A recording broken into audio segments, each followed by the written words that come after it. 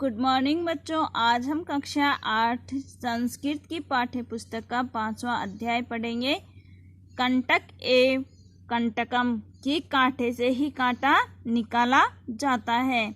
मध्य प्रदेश के ढिंढोरी जिले के प्रधानों के बीच प्रचलित एक लोक कथा है। यह पंचतंत्र की शैली में रचित है। इस कथा में यह स्पष्ट किया गया है कि संकट के समय चतुराई और प्रत्युत्पन्नतित्व अर्थात बुद्धि से ही बाहर निकला जा सकता है। आसीत कश्चित चंचलो नामय व्याधय कि कोई चंचल नाम का व्याधय शिकारी था। पक्षी मृग आदिनाम ग्रहणेन से सबकिया जीविका निर्वाहयति समय। पक्षी और मृगों आदि को ग्रहण करके अर्थात उनका शिकार करके वह अपनी जीविका का निर्वाहन करता था। एकदा स वने जालम, एक बार वह वन में जाल विस्तीर्य बिछा करके गृहम आगतवान घर आ गया। अन्य अस्मिन दिवसे, दूसरे दिन प्रातःकाल यदा जब चंचल वनम गतवान वन में जाता है, तदा तब से दृष्टवान देखता है कि यत की तेन विस्तारिते उसके द्वारा विस्तारित बिछाए हुए जाल में दुर्भाग्य से एक व्याघ्र बंधे आसीत, एक व्याघ्र बंध गया था। सो चिंतित, उसने सोचा व्याघ्र माम खादिष्यामि अतएव पलायन करणीयम कि व्याघ्र मुझे खा जाएगा, इसीलिए मैं यहाँ से भाग जाता हूँ।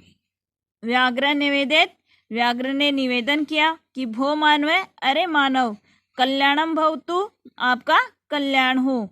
ते यदि त्वम माम मोचिष्यसि त्रहि अहम त्वाम न हानिष्यामि कि यदि तुम मुझे यहाँ से मोचिष्यसि छुड़ाओगे, त्रहि तो अहम में त्वाम तुम्हें न हानिष्यामि कोई भी हानि नहीं पहुँचाऊंगा।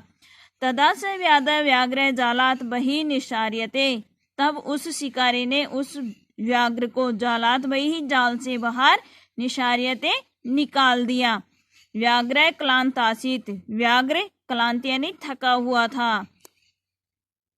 सो अवदत, इसीलिए बोला भो मानव, अरे मानव, पिपाशु अहम, मैं प्यासा हूँ। नद्या जल आनयन मम पिपाशाम समये, नदी से जल ला करके, जल मानियम कि नदी से जल ला करके, मम मेरी पिपाशाम प्यास को, समये बुझाओ।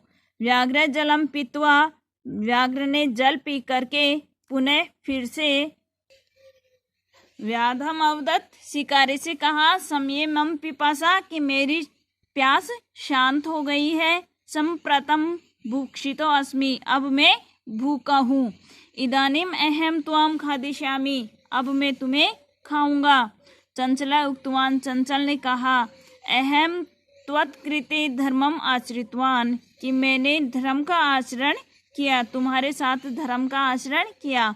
तो मिथ्या भणितिम, और तुमने झूठ कहा। त्वम माम खादितुम इच्छसि, तुम मुझे खाने की इच्छा कर रहे हो। व्याघ्र अवदत, व्याघ्र ने बोला अरे मूर्ख है कि अरे मूर्ख, शुद्धार्थया किम अपि अकार्यम न भवति कि भूख के लिए किया गया कोई भी कार्य अकार्य न भवति, गलत नहीं होता है।